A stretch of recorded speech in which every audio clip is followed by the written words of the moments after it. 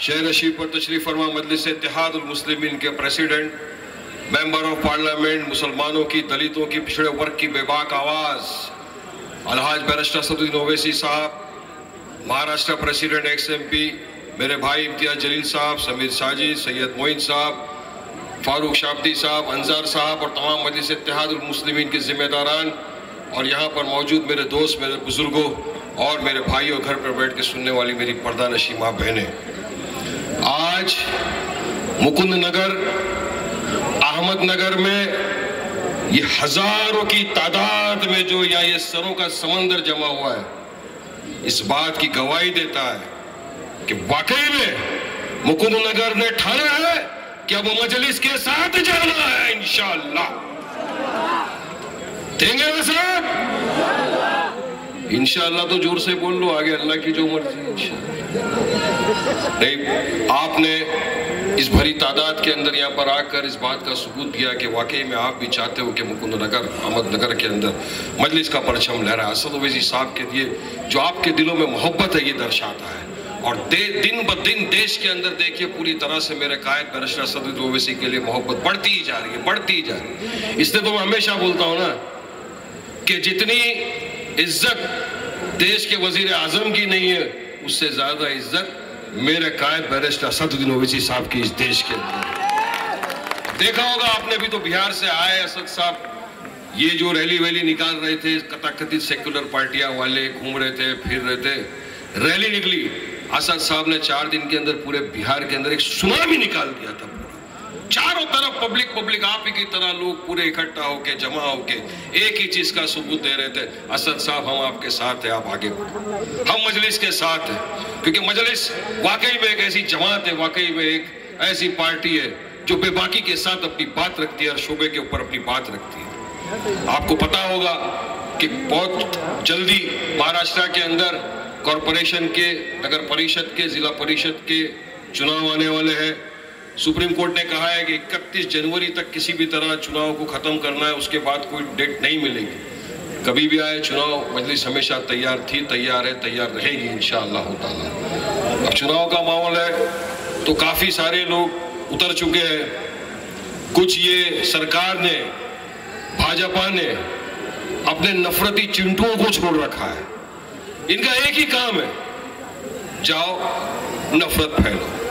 नफरत हाईएस्ट कैसा फैला सकते हैं?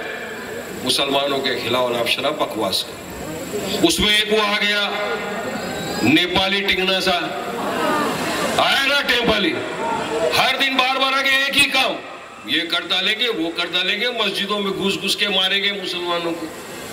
अब तो चैलेंज भी कर दिया था मैंने, आजा बेटा मस्जिद में, आएगा तू तो टांग पे, मगर जाएगा इंशाल्लाह स्ट्रेचर के ऊपर, बोल दिया था।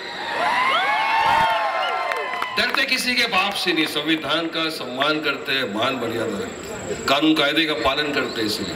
मगर एक नफरत का माहौल, उसके लिए उसको मेडल भी मिल चुका है, उनको मिनिस्टर भी बना दिया गया है, फिर भी नहीं मानता, बस नफरत फैलाओ। उसके बाद एक और आ गया, काम धंधा कुछ नहीं है, बस मस्जिदों के सामने मोबाइल लेके घूमता रहता है, ये लाउड स्पीकर में इतना आवाज आ रहा है, ये लाउड स्पीकर में इतना आवाज आ रहा है, यही नफरत फैला दो और हक बयानी बुलंद करे, हम पे केस हो जाते हैं। आई लव मोहम्मद सल्लल्लाहु अलैहि वसल्लम दिल से।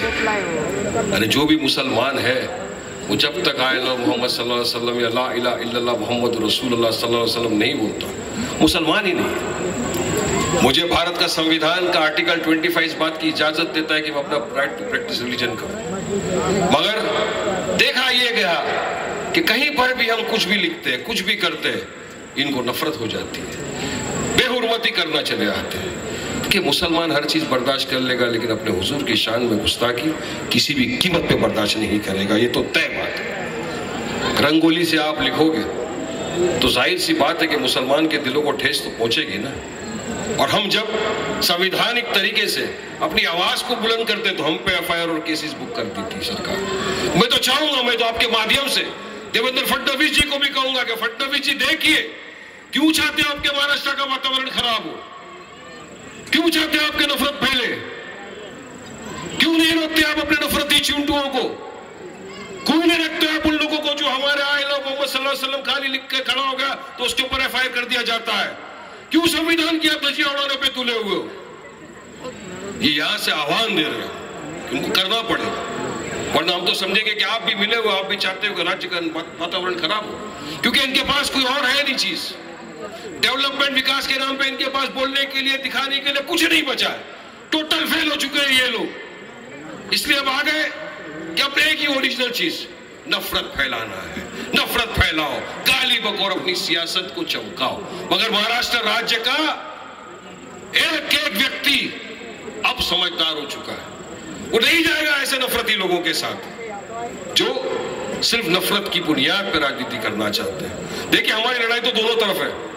एक तरफ तो भाजपा है, दूसरी तरफ हमारे ऑपोजिशन के अंदर ये तथाकथित सेक्युलर पार्टियां भी है, जिन्होंने 70 साल हमारा आपका वोट लिया, अपने बाप की जागीर समझ के वोट लिया, इक्तिदार की कुर्सी पर आकर बैठ गए। लेकिन किया क्या हमारे लिए? क्या हमारे बच्चों को तालीम के अंदर कोई बहुत बड़ा ये मिल गया? क्या डिमांड ड्रिवन स्कॉलरशिप मिल गई? क्या हमारी मस्जिदें सेफ हो गई? क्या हमारे मदारिस सेफ हो गए? नहीं। क्या किया कांग्रेस ने? बताइए मुझे, इतने साल से इक्तिदार की कुर्सी में आकर भी। ये महाविकास आघाड़ी जो बना था अभी, अरे ये तो हिस्सेदारी भी नहीं देना चाहते, ये तो ना साथ में खड़ा रहना चाहते। आपने देखा था ना, अभी मेंबर ऑफ पार्लियामेंट लोकसभा का चुनाव आया था, 48 सीटें थी महाराष्ट्र के अंदर। ये महाविकास आघाड़ी वालों ने, कांग्रेस ने एक भी मुसलमान को सीट नहीं दिया। तो ये जब टिकट नहीं दे सकते, पॉलिटिकल एम्पावरमेंट आपको नहीं कर सकते, तो यकीन मानिए ये आपके लिए क्या काम करेंगे, क्या करेंगे ये आपके लिए। हम क्यों उनके पीछे भाग रहे थे? क्योंकि हमारी मजबूरी थी, हमारे पास कोई विकल्प नहीं था। हमारे पास मजलिस इत्तेहादुल मुस्लिमीन नहीं थी। आज आपके पास एक विकल्प है, आज आपके पास आपकी एक जमात है, आज आपके पास है आपका कायद है, जो अल्हम्दुलिल्लाह हर शोबे पर आपकी, हमारी मजलूमों की, दलित भाइयों की आवाज बुलंद करता है, लड़ता है आपके हमारे लिए। हर तरफ आपने देखा, अभी कुछ वक्त पहले ही आपने देखा, वक्फ का काला कानून भाजपा की सरकार लेकर आ गई। हमारे मस्जिदों की, मदारिसों की, खानकाहों की पूरी छीनने की तैयारी कर ली है सरकार ने। इनकी नीयत में खोट था, हमारी वक्फ की जमीन खाना चाहते थे, हमारे यतीमों का, मजलूमों का अधिकार खाना चाहते थे। उस वक्त भी ये कथाकथित सेक्युलर पार्टी वाले तो अपने मुंह के अंदर फेविकोल लगा के बैठे थे। इनके मुंह में जुबान नहीं थी, दही जमा हुआ था इनके मुंह पे। लेकिन आप, हम सब ने देखा, देश ने देखा, दुनिया ने देखा कि किस तरह से जब ये काला कानून पार्लियामेंट में पेश हुआ, तो इस काले कानून को तार तार करके फाड़ के अगर किसी ने फेंका तो कोई और नहीं, मेरा आपका सदर बैरिस्टर असदुद्दीन ओवैसी साहब थे। यह ताकत होती है। तो जो शख्स, जो जवान आपके साथ कांधे से कांधा मिलाकर खड़े रहे, आपके हर काम में आगे बढ़ जाए, आपके हक की लड़ाई लड़े, आपके आने वाले बच्चों के मुस्तकबिल संवारने की बात करे, तो यकीन मानो कि हमारा फर्ज नहीं बनता कि हम ऐसे कायद का साथ दें? क्या हमारा फर्ज नहीं बनता कि हम ऐसी जमात का साथ दें जो हमारे आने वाले बच्चों का मुस्तकबिल संवारने की बात करके उसी राह पे चल रही है? फर्ज बनता है हमारा। लेकिन यकीन मानो, अगर हम चूक गए, अगर हमने मुत्तहिद नहीं हुए, अगर हमने इत्तेहाद पैदा नहीं किया, अगर हमने हमारी सफों के अंदर जो दरार है उसको नहीं